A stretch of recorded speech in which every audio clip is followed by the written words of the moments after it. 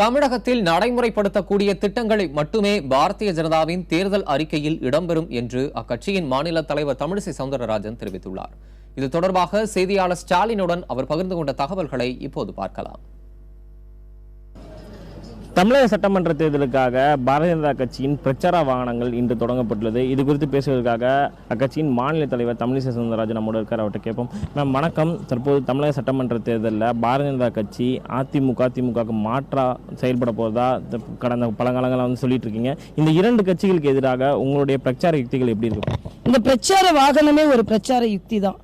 இதுல நாங்க முதல் தாமரைக்கு ஓட்டு போடுங்கள் என்று கேட்பதற்கு முன்னதாக தமிழகம் எப்படி ஒரு இருண்ட தமிழகமாக, வளர்ச்சி இல்லாத தமிழகமாக, ஊழல் தலைவிரித்தாடும் தமிழகமாக, மது ஆராய் பெருகி ஓடும் தமிழகமாக விளங்கி கொண்டிருக்கிறது என்பதை எடுத்து சொல்லிவிட்டு, தமிழக மக்கள் இப்பொழுது கிடைத்துக் கொண்டிருக்கும் வசதியை விட அதிக வசதிகள் கிடைப்பதற்கு தகுதியானவர்கள்.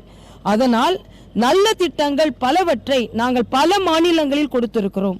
அந்த மாநிலங்களில் உள்ள நல்ல திட்டங்கள் தமிழகத்திற்கு வர வேண்டும். மத்திய மோடி ஆட்சி நீட்சியாக தமிழக ஆட்சி இருக்க வேண்டும் என்பதை தெளிவாக மக்களுக்கு நாங்கள் எடுத்து சொல்லி இருக்கிறோம்.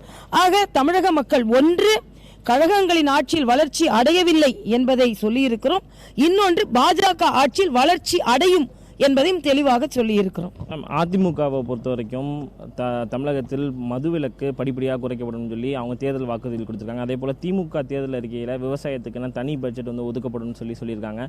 இது போன்ற விஷயங்கள் அதிமுக திமுக உள்ளிட்ட கட்சிகள் செய்து வரும் நிலையில் பாரதிய ஜனதா கட்சியின் தேர்தல் அறிக்கையில் என்ன மாதிரியான விஷயங்கள் குறிப்பாக இருக்க போகுது, எப்போ வெளியிட போறீங்க?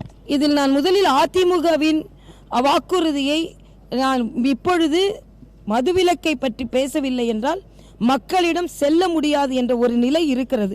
அந்த அளவிற்கு பாஜக உட்பட எதிர்க்கட்சிகள் மதுவிலக்கை கொண்டு வர வேண்டும் என்ற ஒரு கட்டாயத்திற்கு அரசை தள்ளிவிட்டது. ஆனால் படிப்படியாக என்று சொல்கிறார்கள். எவ்வளவு காலத்திற்குள்? 5 ஆண்டுகள் கூட படிப்படியாக, ஒரு கடையை மூடினா கூட அது படிப்படியாகத்தான். அதனால் படிப்படியாக என்றில்லை, குறிப்பிட்ட கால அவகாசத்திற்குள் குறிப்பிட்ட அளவிற்கு கடைகளை மூட வேண்டும். ஏனென்றால் படிப்படியாக கடைகளை மூடுவதற்கு முன்னால் படிப்படியாக உயிர்கள் போய்விடும். அதனால் அதை நம்புவதற்கில்லை. திமுகவின் தேர்தல் அறிக்கையை நான் தீவிரமாகவே எடுத்துக்கொள்ளவில்லை. ஏனென்றால் உங்களுக்கு என்னென்ன திட்டங்கள் சொல்லி இருக்கிறீர்களோ அதையெல்லாம் செயல்படுத்துவதற்கு பலமுறை மக்கள் வாய்ப்பு கொடுத்திருக்கிறார்கள். வாய்ப்பு கொடுத்த போதெல்லாம் செயலாற்றாமல் மறுபடியும் வாய்ப்பு கொடுங்கள் நாங்கள் செயலாற்றுகிறோம் என்று சொன்னால் அதை எப்படி நம்புவது? அதனால் மக்கள் வேண்டிய அளவர்களுக்கு வாய்ப்பு கொடுத்து விட்டார்கள், அதையும் நம்ப முடியாது. ஆனால் உண்மையாக வாய்ப்பு கொடுத்தால் நடைமுறைப்படுத்தக்கூடிய கட்சி பாஜக. ஏனென்றால் பல மாநிலங்களில் ஆட்சி செய்கிறோம், மத்தியிலும் ஆட்சி செய்கிறோம். அதனால் நாங்கள் இதை தேர்தல் அறிக்கை என்று சொல்வதை விட விஷன் டாக்குமெண்ட் 2016, அதாவது தொலைநோக்கு வளர்ச்சி திட்டம் 2016. அதனால் ஒரு மிக நல்ல திட்டங்கள் இந்த திட்டத்தில் இருக்கும். நடைமுறைப்படுத்தக்கூடிய திட்டங்கள், மக்களை ஏமாற்றும் திட்டங்கள் இதில் இருக்காது. தமிழகத்துக்குரிய வளர்ச்சி திட்டங்கள், நடைமுறைப்படுத்தக்கூடிய திட்டங்கள் தான் இந்த பாரதிய ஜனதா கட்சியின் தேர்தல் அறிக்கையில் இருக்கும் என்று தமிழிசை சவுந்தரராஜன் தெரிவித்துள்ளார். புதிய தலைமுறைக்காக ஒளிப்பதிவு தங்கதுரையுடன் ஸ்டாலின்.